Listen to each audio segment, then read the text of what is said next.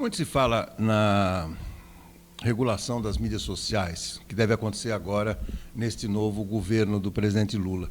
Mas, antes de falar sobre isso, eu gostaria de lembrar um caso que aconteceu comigo há mais de 30 anos. Tive que administrar uma chuva de ações, pedidos de indenização por boletins de ocorrência que eram capturados pelo repórter policial à época e eram transmitidos na mídia impressa. Muito bem. Existiam casos curiosos. Uma vez teve uma batida policial numa casa de tolerância aqui em Limeira. A casa de tolerância é onde as meninas se prostituem. E elas deixavam, inclusive, as suas lingerines penduradas num varal. Aí a polícia foi lá, fez uma batida e tal, encontrou irregularidades. O repórter publicou a notícia, que foi registrada em boletim de ocorrência. Enfim, ele foi processado por expor o local de trabalho dessas moças.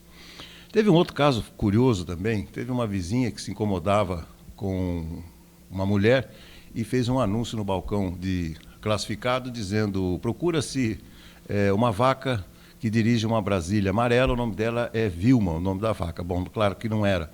Acabou processando também o jornal por conta disso. Então, percebam o seguinte: agora a Justiça dos Estados Unidos, a Corte norte-americana, a mais alta corte, está diante de um caso emblemático. Os pais de uma jovem que morreu na França há mais de 5 anos, naquela boate Bataclan, houve um ato de terrorismo nessa boate, muitas pessoas morreram, e agora eles estão processando o YouTube por ter escolhido, digamos assim, filmes e modos de agir do Estado Islâmico, que é uma célula terrorista bastante conhecida.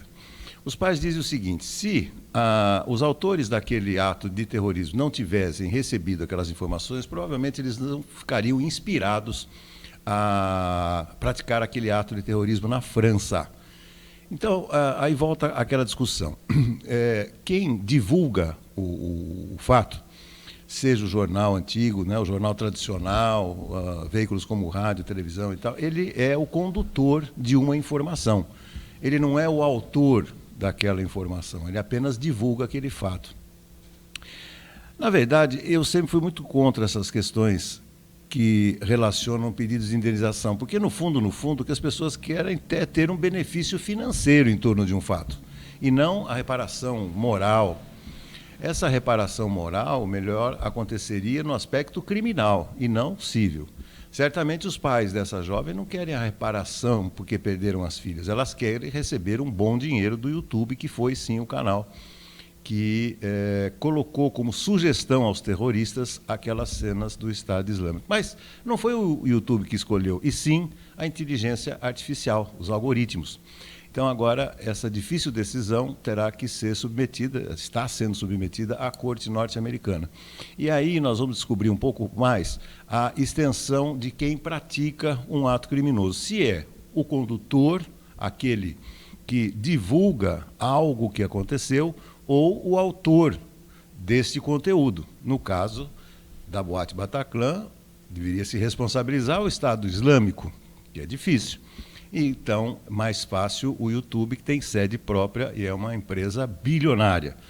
Vamos ver o que a Corte decidirá em relação a isso. Nessa pequena diferença, mas que terá um enorme impacto na mídia de um modo geral. Quem é responsável pela divulgação de um ato criminoso, né? O veículo ou quem divulga propriamente, ou quem faz essa cena? Vamos conferir ao longo desse ano.